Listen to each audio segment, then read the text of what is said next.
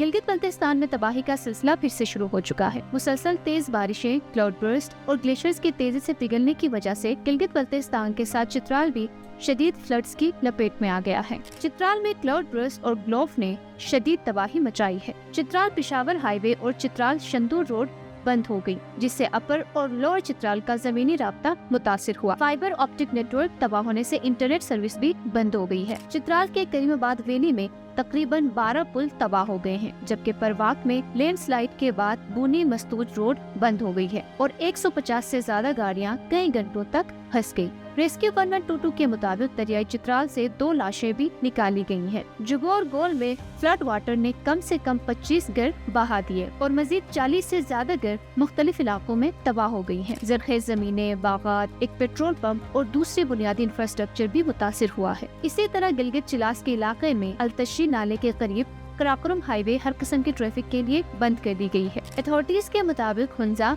नगिर और दरियाई सिंध के साथ दूसरे दरियाओं और नदी नालों में पानी की सतह मुसलसल बढ़ रही है। अगर हम गजर वैली की बात करें तो मयून गांव में फ्लैश फ्लड ने इश्कोमन रिवर का रास्ता रोक दिया है, जिसकी वजह से एक लेक बन गई है। झील का पानी हसीस गाँव में दाखिल हो गया है।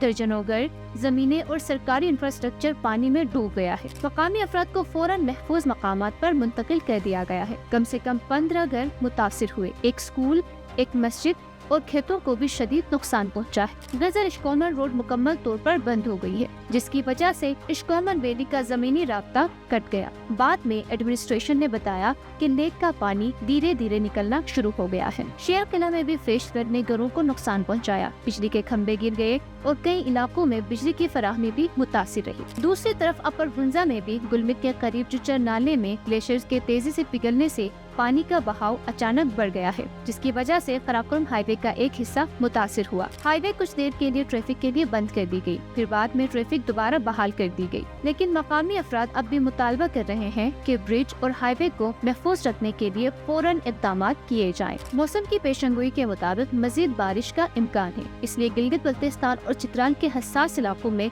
फ्लैश फ्लड्स का खतरा अभी भी बरकरार है।